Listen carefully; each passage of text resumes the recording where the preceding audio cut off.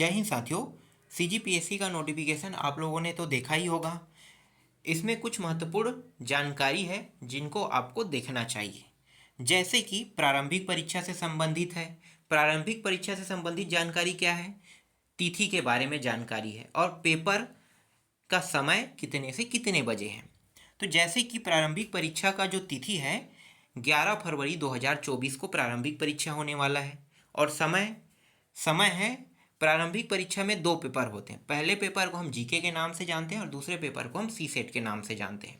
तो जो पहला पेपर है उनका समय दिया हुआ है 10 से 12 बजे, और जो दूसरा पेपर है जिनको हम सी सेट के नाम से जानते हैं 3 बजे से 5 बजे तक के दिया हुआ है। इसके अलावा मुख्य परीक्षा का भी तिथि दिया हुआ है, और ये जो तिथि है ये संभावित तिथि है। और मुख्य परीक्षा का जो तिथि है ना 13, 14, 15, 16 जून को मुख्य परीक्षा होने वाला है। हो सकता है ये डेट बदल भी सकता है, इसीलिए ये संभावित तिथि माना जाता है। प्रारंभिक परीक्षा के लिए आप ऑनलाइन आवेदन 1 दिसंबर से शुरू कर सकते हैं और 1 दिसंबर से 30 दिसंबर तक के ऑनलाइन आवेदन आप कर सकते हैं। मतलब इनके बीच आप कभी भी ऑनलाइन आवेदन कर सकते हैं। चाहे तो आप 1 दिसंबर को डालो, चाहे आप अंतिम डेट 30 दिसंबर के डालो। तो 1 दिसंबर से 30 दिसंबर तक के आप ऑनलाइन आवेदन कर सकते हैं। इसके अलावा त्रुटि के लिए भी, कुछ सुधार के लिए भी समय दिया जाता है 4 से 5 दिन। तो 4 या 5 तारीख तक के रहता है। अगर आपसे कोई गलती हो गया है तो आप सुधार भी कर सकते हैं। अब मैं आपको एक विशेष और जानकारी बताने वाला हूँ। ये जानकारी आप लोगों को पता हो सकता है पर बहुत कम लोगों को पता होगा ये जानकारी। मुख्य परीक्षा के लिए आपको अलग से आवेदन करना होगा, मतलब फिर से आवेदन करना होगा।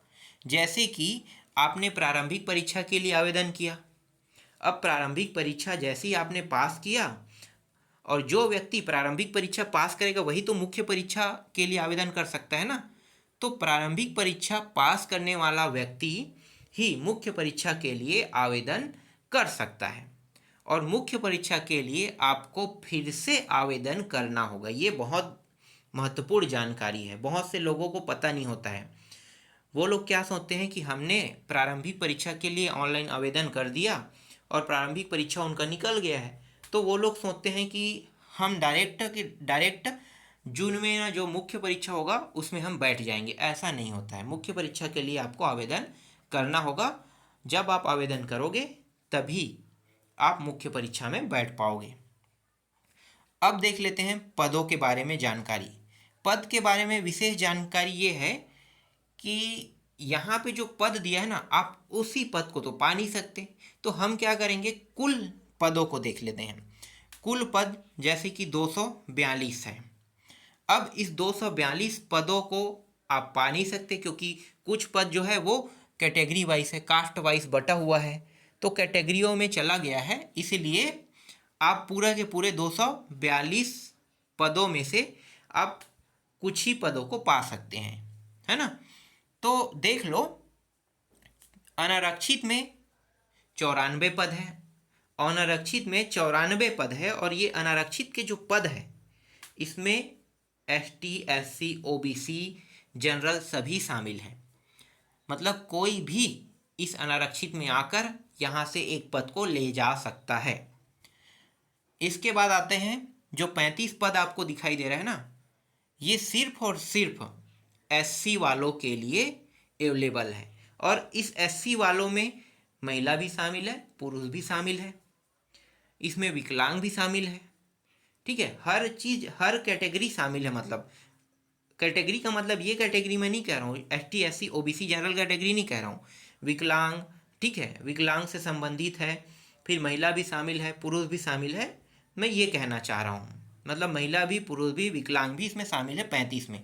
लेकिन सभी के सभी SC ही होने चाहिए। इसके बाद 83 जो पद है इसमें सिर्फ और सिर्फ ST कैटेगरी के ही शामिल रहेंगे, और 30 जो पद हैं उसमें OBC कैटेगरी के शामिल रहेंगे। तो एक तो आपको बेनिफिट ये मिल रहा है कि आप अपने कैटेगरी में फाइट कर सकते हैं, और दूसरा बेनिफिट ये मिल रहा है कि कैटेगरी के अलावा जो अनारक्षित भी दिया है उसमें भी आप फाइट कर सकते हो। तो जब भी आपको कैलकुलेशन करना होगा, जोड़ना होगा, तो आप अनारक्षित के साथ अपने कैटेगरी को जोड़ देना, तो कुल जितने पद बनेंगे ना, सिर्फ आप उतने पदों पर फाइट कर सकते हैं। अब मैं यहाँ पे आयु के बारे में बता देता हूँ। आयु सीमा आपकी 1 जनवरी 2023 से गणना किया जाएगा। अगर आप 2024 के हिसाब से 21 साल के हैं तो आप पेपर में नहीं बैठ सकते। आपको 1 जनवरी 2023 को ही 21 साल का होना होगा। 1 जनवरी 2023 को, अब वर्तमान में 2024 आने वाला है ना, 2024 आने वाला, तो 2024 को कैलकुलेट नहीं किया जाएगा, 2023 को कैलकुलेट किया जाएगा। तो 1 जनवरी 2023 को अगर आप 21 साल के हो गए हैं तब आपको एग्ज़ाम में बैठने का मौका मिलेगा, तभी आप एग्ज़ाम के लिए ऑनलाइन आवेदन कर सकते हैं। और अधिकतर 35 वर्ष की आयु तक आप आवेदन कर सकते हैं। इसमें कितने बार पेपर दिलाना है ऐसा कोई रोक टोक नहीं है। जब तक कि आप 35 वर्ष के नहीं हो जाते तब तक के आप लगातार ऑनलाइन हर साल ऑनलाइन आवेदन कर सकते हैं। इसके अलावा कैटेगरी में छूट भी है। ST SC OBC सभी कैटेगरी में कुछ कुछ छूट दिए हुए हैं, किसी में 3 साल, किसी में 5 साल। तो 3 साल 5 साल इस तरीके से छूट दिए हुए हैं, उनका भी आप उपयोग कर सकते हो। तो इस प्रकार से आप 38 से 40 वर्ष तक के आप PSC के एग्ज़ाम को दिला सकते हो।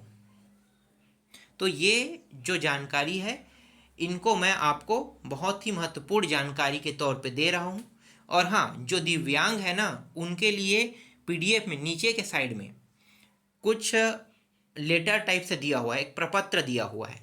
उस प्रपत्र को आपको भरना होगा, और उस प्रपत्र को भरने के बाद उसमें डॉक्टर की कुछ साइन कुछ लगता है ना, तो वो चीज़ आपको करवा के फिर उसको जमा भी करना पड़ेगा, तभी आपको विकलांग माना जाएगा ना। विकलांग कैटेगरी वालों के लिए बोल रहा हूँ मैं।